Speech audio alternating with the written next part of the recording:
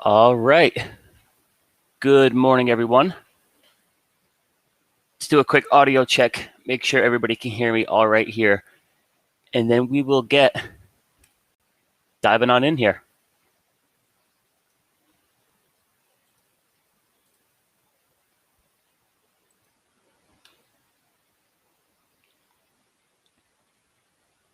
All right. Good morning. Good morning.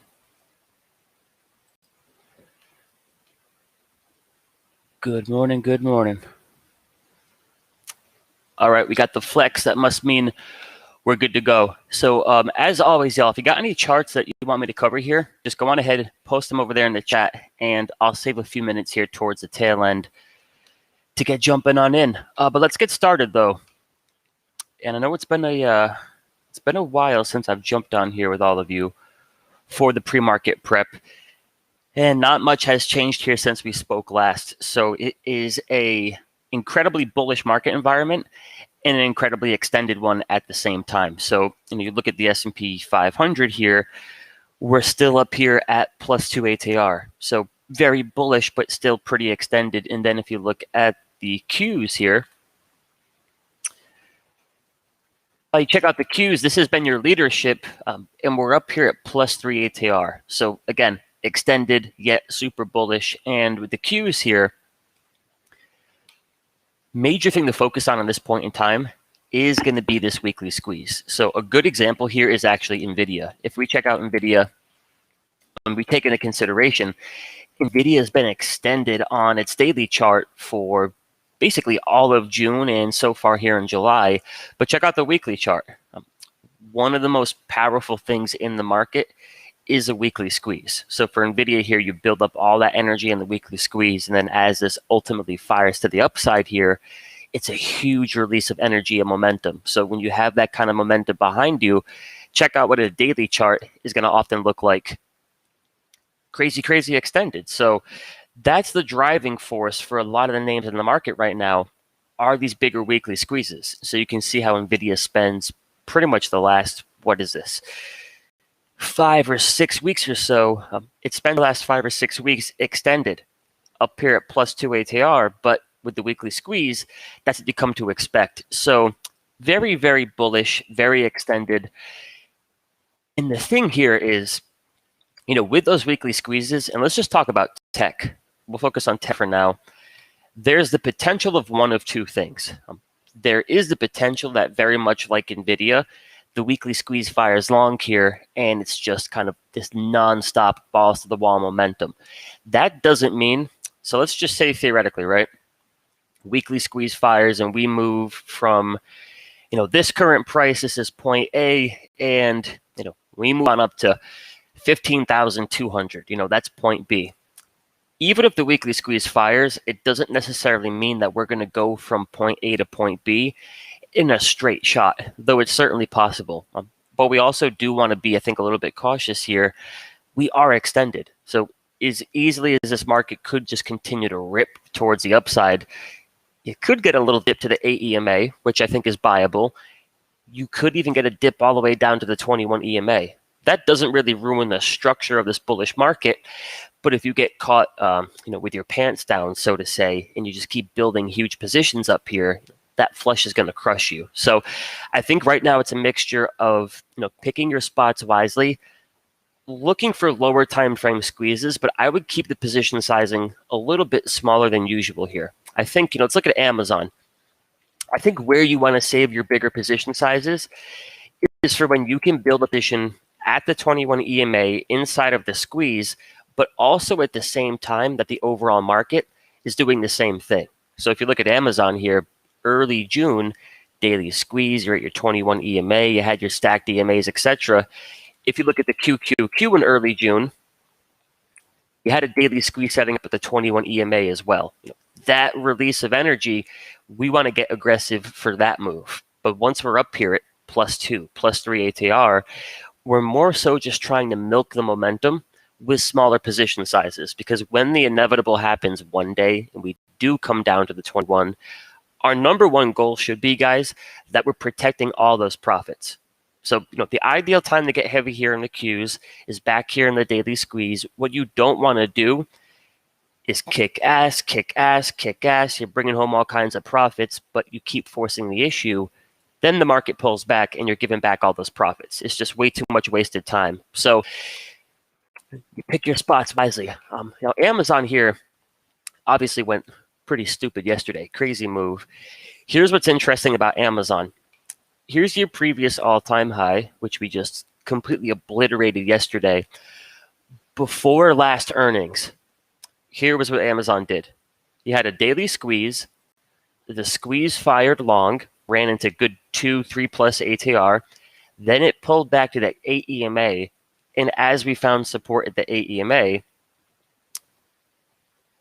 Amazon went into a bunch of lower time frame squeezes, a 4-hour, a 2-hour. So daily squeeze fires. You get your first pullback. You build up energy with lower time frame squeezes, and then boom, there's your next leg to the upside. So very much like that time, here's Amazon as of late. Daily squeeze. Squeeze releases the energy, plus 3 ATR. We get our first pullback to the 8 EMA. We find support there at the 8 EMA. And then Amazon goes into a picture-perfect 4-hour squeeze. So the daily move starts over here. You get your first leg to the upside. That's a good move to take profits into. You get your first little pullback to support. Brand new squeeze comes into play. That fires long and gives you the continuation. With somewhat smaller position sizes, these are the kinds of things you want to focus on in this market. You identify where the strength and momentum is. You take into consideration things are a little bit extended, but you're picking your spots wisely. You're not blindly jumping in here. You're taking an entry when you have a little bit of edge. And the edge here from this Amazon trade that I took, again, is that you got momentum behind you with a daily squeeze that just fired long.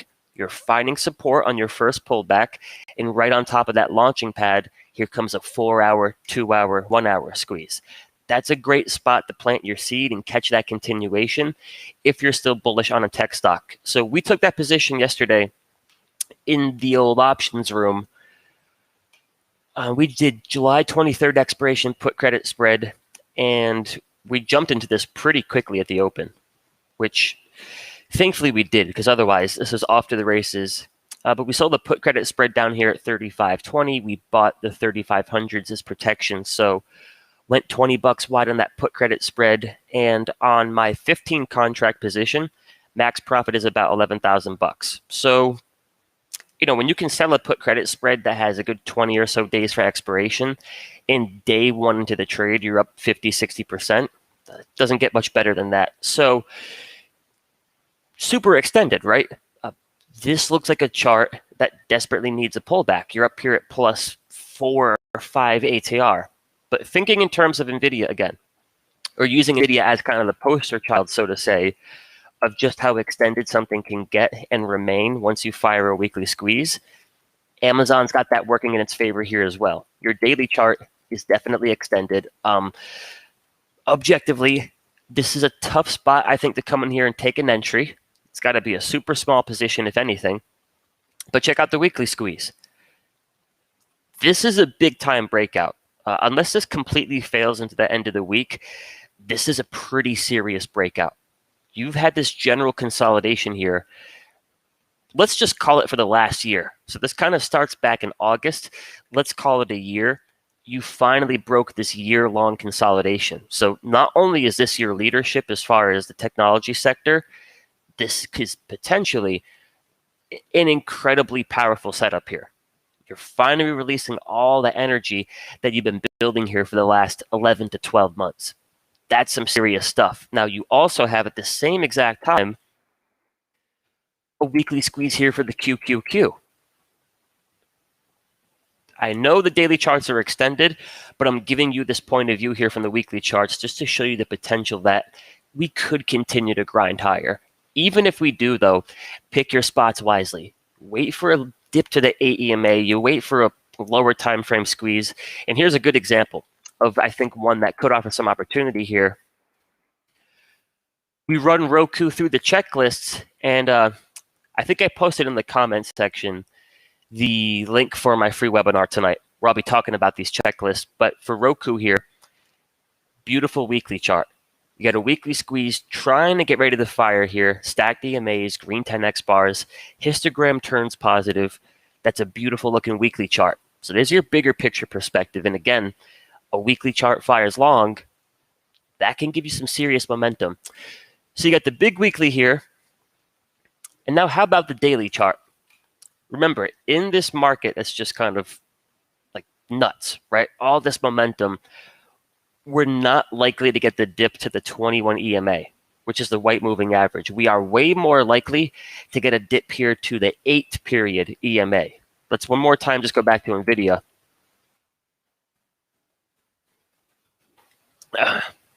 Damn it, that coffee's hot. Oof. Sorry. Look at NVIDIA here. Weekly squeeze fires long. You got that tsunami wave behind you. You ain't coming down to the 21. The new 21 is the 8 EMA, the blue moving average. So what you want to look for here, if you're trying to catch this momentum, is a little bit of a consolidation at the 8-period EMA, but then look for lower time frame squeezes. That was Amazon. That's ultimately what led to Amazon's move yesterday. You have the bigger picture power behind you of the weekly squeeze. You have a daily chart that just made a nice move and had its first pullback. Now we're building up energy once again at the 8 EMA. And then Amazon takes liftoff yesterday. So Roku, stacked EMAs, green 10x bars, daily squeeze fires long. First little pullback here, and we're holding up at the 8 EMA. So if we look for lower time frame squeezes right on top of that potential trampoline, so to say. All right, guys, we don't have a squeeze on the 4-hour chart yet, but it is incredibly bullish. Stacked EMAs, green 10x bars. So, I mean, that's pretty much perfect. And we do have a 2-hour squeeze, right? And here's the cool thing about some of these tools I like to use. You don't need to understand what they mean. Green is bullish, yellow is neutral, red is bearish. When everything is green, that's a pretty nice freaking setup, right? So right on top of the 8 EMA, here's a great looking 2-hour squeeze. Let's see if we got a few more hiding inside of there. You got an okay looking 1 hour, not bad. And you do have 30-minute. So I would put the focus here on the 2-hour squeeze. But I like this. So, if Roku is going to make a continuation here off of that daily structure, the 2-hour squeeze is a great position, or a great spot rather, to come in there and plant a seed and look for the next leg higher. And if you look at Roku, to kind of blow this back a little bit, if you could break through this recent high here of 463, I mean, hey, just for principle's sake, at that point, you might as well come up here and test those recent highs. So I like that for a potential trade here. Vice versa, though, or on the other side of things, if Roku closes under the 8 EMA, then there is the potential for a quick flush down here to the 21, which I still think is a buyable pullback. So as long as we hold support here at the 8 EMA, call it 429, I'm looking for the 2-hour squeeze to lead into a nice push here. If we close underneath that support, then anything is possible as far as, do we dip from there? One more example of this, and then I'll take some questions here. But check out Shopify. Really similar, right? Really similar to Roku, really similar to Amazon. Great looking weekly chart. So the weekly squeeze is firing long here. So you got that behind you. We take a look at the daily chart. Squeeze, leg 1 to the upside. Here's your first little pullback. Where are we finding support? Right there at the 8 EMA, y'all. So now on that 8 EMA, what do we look for? We look for lower time frame squeezes. If you got a 4-hour, it's just about as good as it gets. The 4 hours can be killer. So there's your 4-hour squeeze. And I'm going through these examples because, don't get me wrong, my life is so much easier as a swing trader. When I find a daily squeeze, I take a position near the 21, and then I take profits into the strength. When the market is as hot as it is right now, and remember, this could unravel any day, but when the market is as hot as it is right now, you're not likely to get your dips to the 21 EMA. So you got to make adjustments. You look for support at the 8 EMA, you look for a squeeze at the 8 EMA, then you look to plant your seed in that squeeze. and you catch yourself some nice continuation there. So I think Shopify is ready to make a pretty serious move here. Just based on the daily chart, your weekly squeeze, and you got a couple lower time frame squeezes here right at that pit stop. So obvious resistance, at least in the short term, is the all-time high. You fire that 4-hour squeeze long, you break through the all-time high. There's nothing stopping you here. So I think Shop looks really good. I mean, it's extended, right? Everything's extended. I would have much rather have liked to have taken a position inside that 4-hour squeeze. It hasn't quite gone yet, but I would have liked to have caught in that nice $100 of upside there. So I don't think too far gone for an entry, but Roku here in that 2-hour squeeze, it's the same trade, right? It's the same structure. It just hasn't released the energy yet. So I think they're both good picks. And one more thing I want to discuss with y'all. This market's just a one-trick pony. If you look at the structure of all the different sectors here, this is all technology, right? So look at the S&P 500. I could show you just one chart a week, and I only showed you the chart here of the S&P 500, what would you say? You probably say something along the lines of the market is strong, right? The market is bullish. Here's more so the reality of it, though. Technology is bullish. That's what's leading the market here. If we look at, say, the transports, that looks terrible, right? That's broken down. It's lost structure. That's the path of least resistance here is probably to the downside. So that's not keeping the market up.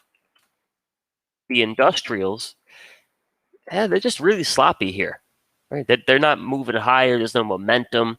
That's not helping the market grind higher. How about financials? Like, total mess. Super sloppy, all this back and forth chop. That's not adding to the market's push higher. Energy. Total chop fest. So you've got the S&P 500 higher seemingly every single day here. And it's funny. We get a little bit of a dip yesterday. Right back up we go.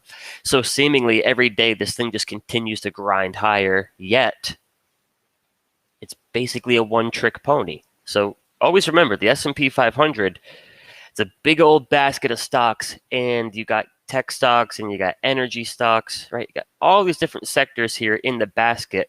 Right now, one of them is leading the way higher. The rest of them look kind of sloppy. So, with that being said, I think with this momentum here, your position size a little bit smaller. You look for, pick your spots wisely. I think you look for lower time frame squeezes on top of, key levels of support like the 8 EMA. And I think you'd be ready for anything here. So your number one goal should be that if you've taken advantage of this recent push over the last month, protect those profits. Do not put yourself in a position where at the very tail end of this move, you're getting so aggressive that the day we finally come back down to earth, you're giving back all those profits. I mean, not only does that suck emotionally, but you just wasted away a month of your trading life. We don't want to be doing that. So those are a few different things to focus on. Let's check out volatility here real quick. Right, in VIX, it starts to spike yesterday and right back down. So never a dull moment here in this market. My job today is, let's see how Amazon goes. Looks like we're up here around 37.10 this morning. So there's the Qs at the all-time highs. And wouldn't be surprised to see the SPY put in a new high here today. Never a dull moment. If I'm going to take a trade today, all right, just to answer that question as far as what am I looking at for options, if I'm going to take a trade today, and keep in mind, this isn't trade advice. So if y'all are in the simpler options room and we take the position, obviously I'll alert it there.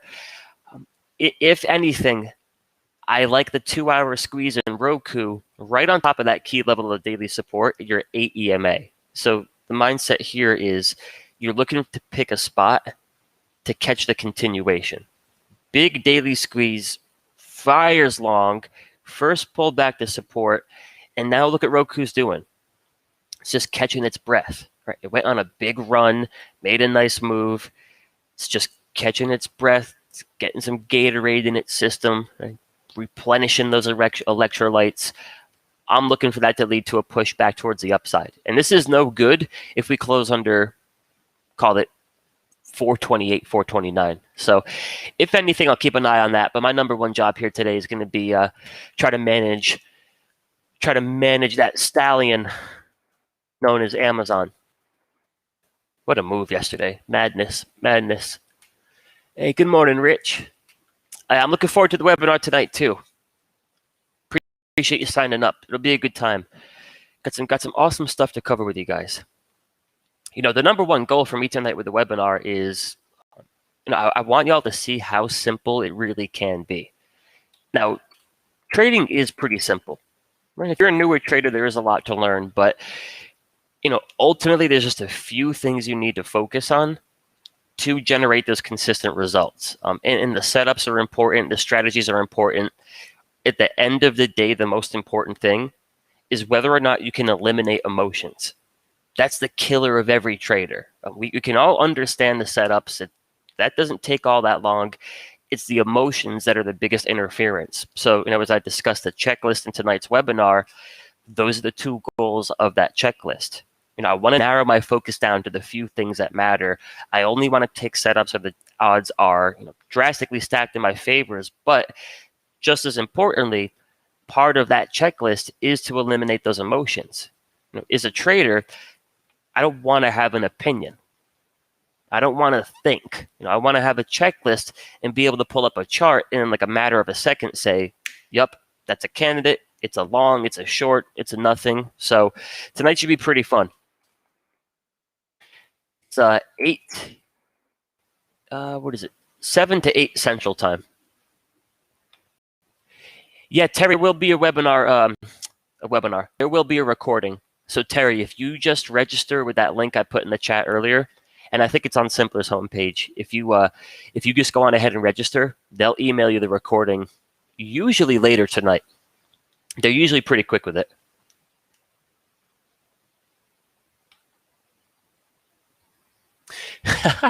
Go fast, die last. Do I think we'll ever release some merch? Let me tell you, as I sit here with my coffee in my Simpler Trading Yeti, and to the corner of my room, I got my Simpler Trading backpack. I do think we should have some gear because it's pretty sick stuff. I do think we should. And how we doing on time here? All right. A few minutes before the open. So listen, I'm going to cut y'all loose. I'll be posting on Twitter. I'll be posting on the Discord. Let me grab the Discord channel for y'all real quick. I'll post it over here in the chat. Where is that? Discord. All right, there we go. Let me post that up.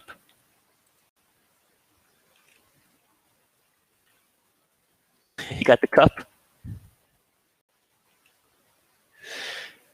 All right, so there's a Discord chat.